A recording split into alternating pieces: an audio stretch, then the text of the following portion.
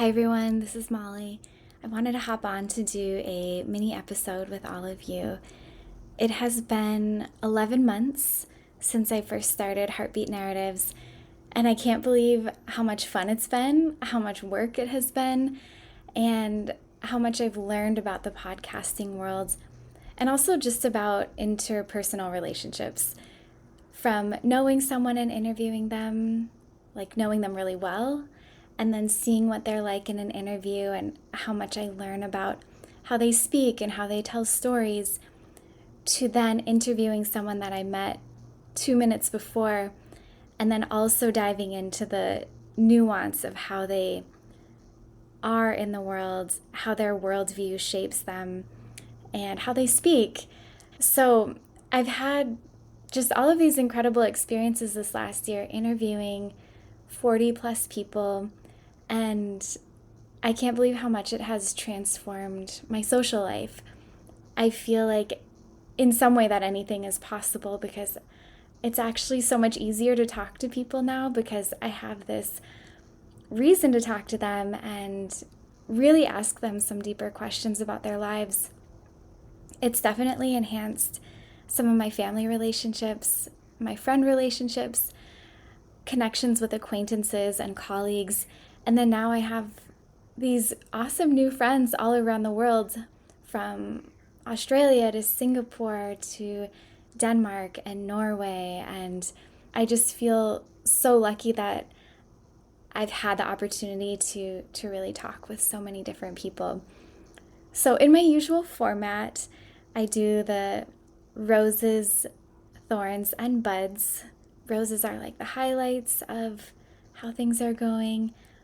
Thorns are things that aren't going so well, and then buds are new things in your life that are blossoming. So for me, the bud lately has been the depth of the relationships that I've been able to cultivate, and I can't wait to continue doing that. So what I realized about 2 weeks ago was I was publishing an episode for Heartbeat and then also publishing an episode for work, and that is through the Above the Sides podcast that I run through our nonprofit. And it was the 50th episode for both the exact same week, completely unplanned. I didn't even realize that we were at episode 50 until I published them like 1 or 2 days apart. And it made me realize that I'm finally doing it. Everything that I had wished for in terms of becoming an audio producer and attempting to be a podcaster, it's actually happening. And I can't believe that I've actually followed through because it's so hard to actually make things happen. You know, you might put it on your vision board or journal about something happening. But I've really been trying to dive into the world of embodying what I want, to be that person now, to be her now, whether she's a podcaster or a runner or a journalist or just a really good friend, instead of wishing for that embodiment to come in the future once I get my ducks in a row, to just really lean into the moment and embody that person now. What are the habits that a podcaster would have? How would they approach people for interviews? How would they show up for interviews? How do they edit and create episode art and advertise an episode? So all of those things were big and looming over me for so long. I'm finally in this space where, even though I know things aren't perfect, I still have so much to learn. It feels really good to just have done it and just gotten the start. The growth can continue to come in time. So yeah, that's been just a big bud for me, something that is blossoming. Another thing that I've observed is that through these interviews, joy can really be found in so many different parts of our lives, from interviewing people who are beekeepers to bakers, librarians, firefighters, doctors, volunteers, those who are rebuilding their communities or finding joy in bird watching. All of those things, it's not like they're just snap your fingers and you're joyful. These are things that, even despite hard times, people are finding their joy and their purpose. A friend of mine, Mickey, said this quote recently, and it's from Helen Keller. And I felt like it was really resonant because it is about joy. She said that joy is the holy fire that keeps your purpose warm and your intelligence aglow. And I love that, because joy is what keeps you moving forward towards your purpose. Joy kind of is that warmth, that loving light that keeps you doing the thing that might be hard. Whether it's my friend Hi'ile, who's rebuilding homes in Lahaina after the wildfires. She finds so much joy from it, and yet it's a lot of work. But that is the thing that is keeping her moving forward in alignment with her purpose, because she loves serving her community so much. I also found it really interesting, some of the takeaways, that joy can be found through the deepest moments of grief and loss, and that even though things can be spiraling downwards, whether it's a loss of a friend or the loss of a relationship or the loss of a sense of identity, when you work through those hard moments, diving into something that might bring you joy, then it can slowly pull you out of that darker place. And so I feel like it's very important that joy not just be this, happy thing all the time, everything is perfect. That's certainly not what I wanted this podcast to become, but to really get into the nuance and the gray areas of all the emotions that we find ourselves living through. So I'll go into my thorn next. After doing this for 11 months and then doing my work podcast for nearly 5 years, I'm realizing that I just don't have enough time. There's so many beautiful stories to tell and interesting people to meet. And I still haven't interviewed a bus driver. I would love to interview a city and county of Honolulu bus driver. So I'm putting that out into the world, into the universe for 2026. But there's not enough time to edit and interview and meet people. So I'm just doing my best. I'm still kind of thinking through the episode release schedule that I want to do next year, if it'll be weekly or every other week, because there's just so much work that goes into the whole process of creating a podcast. And it's been a big experiment and a lot of fun this year. So we'll see what that frequency ends up looking like. But yeah, just not enough time. And for my rose, I wanted to tell a story that happened recently, and I found it very timely and really interesting at how things come into your life at certain points.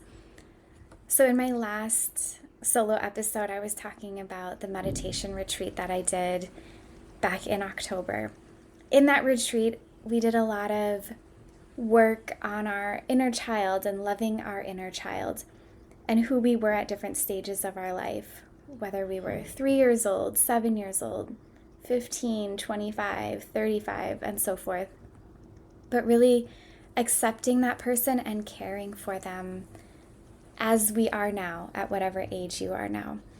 And so coming out of that retreat, I was very conscious of paying attention to memories I had from my childhood, and even looking at old photos from when I was a lot younger. And I ended up visiting my parents in the Twin Cities. And during that week that I was home, I was going through some of my old things from when I was in high school. And in my childhood bedroom, I have this big closet.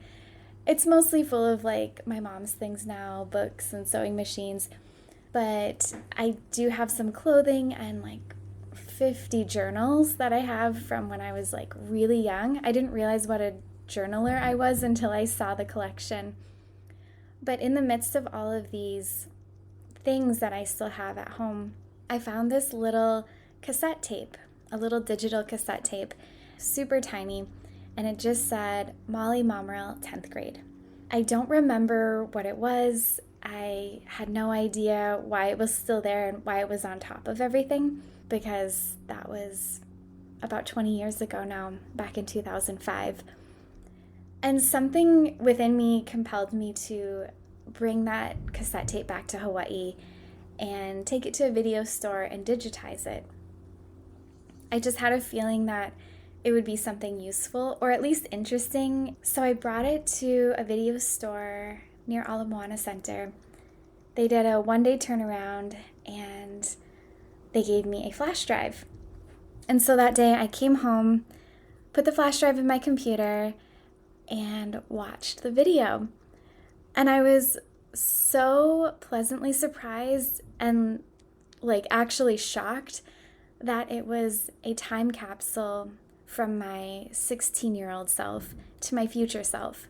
And apparently in 10th grade, my health teacher assigned all of us a project where we could either write a letter to our future selves, and our future selves back then was when we were seniors, 2 years later. So we could either write a letter or create a video.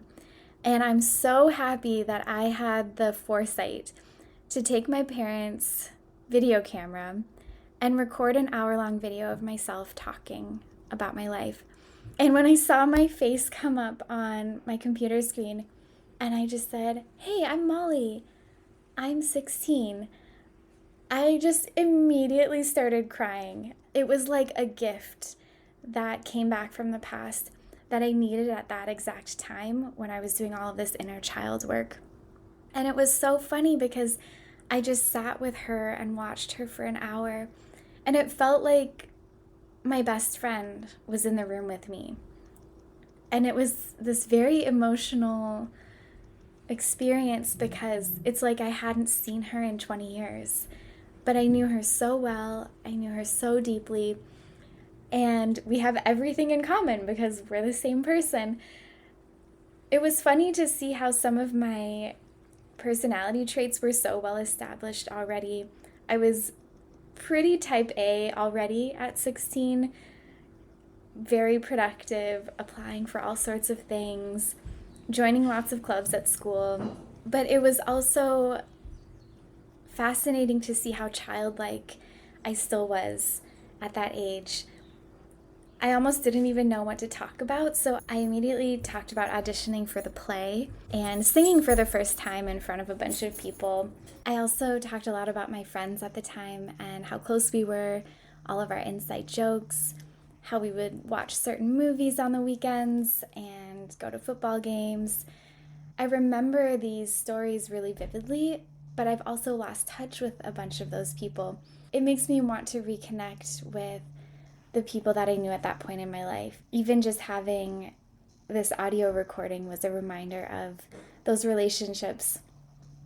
At one point in the hour-long monologue, the house phone rang, and I laughed so hard because, in 2005, everybody had house phones. I didn't have a cell phone until, I think, 2007 or 2008, right at the end of my high school career. And so I turned off the camera, went and answered the phone, came back, and I was like, "Oh, that was my dad and my brother. They're going to stay for another basketball game, but they'll be home later. So I guess we have more time together." And it was just so sweet and charming. Even the outfit that I wore, it was this blue and purple tie-dyed shirt with red roses printed down the front, and then I had forest green cargo pants on. I had my hair down, no makeup. It was just so 2005, and throughout the whole thing I was just crying and laughing because it was really like hanging out with my best friend again. I've gone back and watched it, or parts of it, a couple times because it just feels so comforting to have that visual of who I was, and it's actually a conversation directly to the camera. It's not just like a recorded soccer game or a recorded performance of a play that I was in. It was actually just me talking to my future self. So I encourage all of you to really document more from your lives, whether it's interviewing grandparents or parents about the history of your family or the genealogy of your family, or journaling, taking more photos, even getting into scrapbooking. I know that's kind of a rabbit hole, but having those gifts come full circle back into your life is such a blessing. And the timing of it all, from doing that inner child work at the meditation retreat to 1 week later being able to have that moment with my past self as it comes up on 20 years, it just was almost too serendipitous that I knew it wasn't a coincidence. It was definitely supposed to happen that way. And it was perfectly timed where I'm working through all the things that so many of us are working through: self-worth and confidence, pursuing our dreams, and treating ourselves with care and love. It's so easy to care and love your child self. And once you really stand in gratitude for who you were at that point, it starts to heal something within your adult self. And so I encourage all of you to do that self-care, do that inner work, no matter how long it takes. It's definitely a worthwhile pursuit. And document your lives, because you never know when you'll watch it and maybe when you'll need to learn a certain lesson or revisit a time in your life to really heal the now and to embody the person that you really want to become now. So I appreciate all of you for joining me in this solo episode. I wish you all happy holidays and be on the lookout for new episodes coming forth. And as a little bit of a surprise, I wanted to insert some of the clips from my 16-year-old self video. And so you can get a glimpse into what that was like. So yeah, I'll insert those at the end of this episode as just like a little add-on supplemental audio. Thank you. Hello. I'm doing this for health class, and apparently this will be sent to us in 2 years, so I will get this when I'm graduating. So yeah, this is me as a sophomore. I'm 16, don't have my license yet. I tried out for the spring play this year and I made it, so that was pretty cool. I don't really know what to talk about since I don't know when I'll be getting this, like if it'll be in the summer or if it'll be like right when I'm graduating, which would be pretty cool because then I can watch it at my graduation party and be all embarrassed and whatever. So, well, what's new with me? I've played tennis for the past 2 years, which is really fun. I met a lot of the girls, and I think it was a really good choice for me to join a sport, even though it wasn't track or soccer or cross country. I think trying something new really opened up the options, and then trying out for the spring play, which was like a huge deal for me, was cool. Totally bombed the singing part. I'm sure I'll still remember that when I'm a senior. So yeah, I'm talking to my future self and it's a little weird. Don't know what to do. Oh, what I want to be when I grow up. I mentioned like a writer. I think I mentioned the whole nutrition thing, maybe being a nutritionist. I really, oh, darn it, the phone's ringing again. 1 second. Okay, I'm back. It was Dad telling me that they were gonna stay for another basketball game. So I guess I get the house to my old self for another hour or so. Oh, my goals in life. That's what I was gonna do. My goals in life. Let's see. I'll start with my goals for the next 2 years. And I'll see when I see this next time if I actually met them. And if I don't, it's okay. It's okay, Molly. It's okay. I want to be captain of the tennis team. I know that's shooting a long way because I'm only on JV right now. But I'm going to take tennis lessons this summer. So I'm going to work my way up the ladder. I would really, really like that. That would be awesome to be a captain in my senior year. I would like to go to prom this year. I don't really have anybody in mind that doesn't have a girlfriend, but I'm definitely going to go my junior and senior year. Senior year for sure, but junior year will be really fun too. Sophomore year right now, I would just really like to go so I can get all dressed up and do my hair and maybe get a yellow dress because I'm tired of wearing dresses that are maroon. But now I can sort of walk in heels, which is cool. But yeah, prom this year, I don't think that'll happen, but it's kind of a out there goal. It's not even a goal, it's just like a wish. I'd like to go to Hawaii at least one more time before I graduate. That would be cool. I want to be in at least 2 more plays, like the spring play next year and then the spring play my senior year. That would like be the ultimate, because when I made the play this year, that I was so happy for like a week straight. Everybody was like, oh yeah, Molly's in a really good mood, she made the play. I really don't know what else to say. Oh, the goals for the rest of my life. I plan on traveling a lot. I plan on having a family, hopefully being successful, reading, enjoying my time. I just want to enjoy every moment of my life to the fullest. And yeah, I've been talking for almost an hour and I can't believe it. But I want to be healthy. I don't really have any real high expectations. I just want to know that I tried my best. So, it's pretty much all I've got to say. I'm sure there's more things, but if there's more to add, I'll write it in the letter with the tape. So this is me at 16 years old. I'm just a happy kid. I couldn't ask for anything else. I just sort of wish we didn't live in Minnesota, but then I would know my friends. So I'm glad we live in Minnesota. But I'm hoping that spring will come soon because I'm getting tired of the snow. We had we didn't have a snow day on Monday, but we were all late to school and etc., etc. So, yeah, I guess I'll catch up with you in my letter if I forgot to add anything. But other than that, I'm just really glad I got the chance to do this and for setting up the camera, because Dad had to get me a whole new tape. And I thought it would only be like 5 minutes long, but no, it's like 55 right now. I love all of you. I love me.